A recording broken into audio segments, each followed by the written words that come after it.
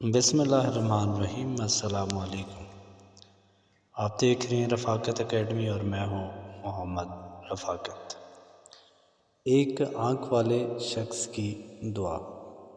حضرت کعب بن احبار فرماتے ہیں کہ حضرت سیدنا موسیٰ کلیم اللہ علیہ السلام کے زمانے میں ایک مرتبہ قحط پڑا۔ لوگوں نے آپ علیہ السلام کی بارگاہ میں درخواست کی کہ یا کلیم اللہ دعا فرمائیے کہ بارش ہو۔ آپ علیہ السلام نے ارشاد فرمایا میرے ساتھ پہاڑ پر چلو۔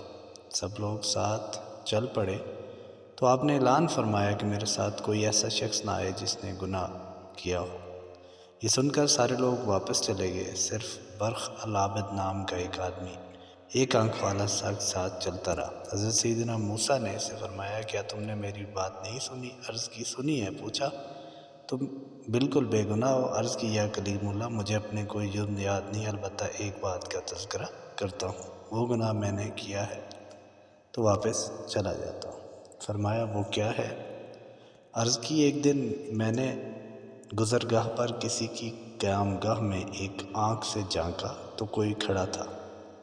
کسی کے گھر میں اس طرح جھانکنے کا مجھے بہت قلق یعنی صدمہ ہوا۔ میں خوف خدا سے لرز اٹھا، مجھ پر ندامت غالب آئی۔ جس آنکھ سے جھانکا تھا اس کو نکال کر پھینک دیا۔ اگر یہ میرا عمل گناہ ہے تو میں بھی چلا جاتا ہوں۔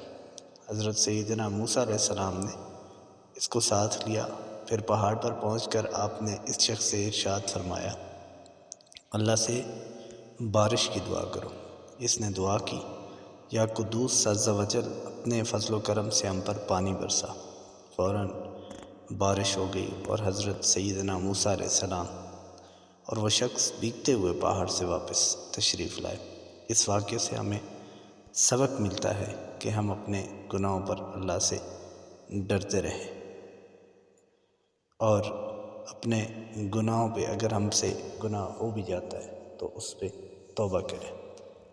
آپ نے کرنا ہے ہمارے چینل کو سبسکرائب تاکہ زیادہ سے زیادہ ویڈیو معلوماتی ویڈیو آپ تک پہنچ سکے۔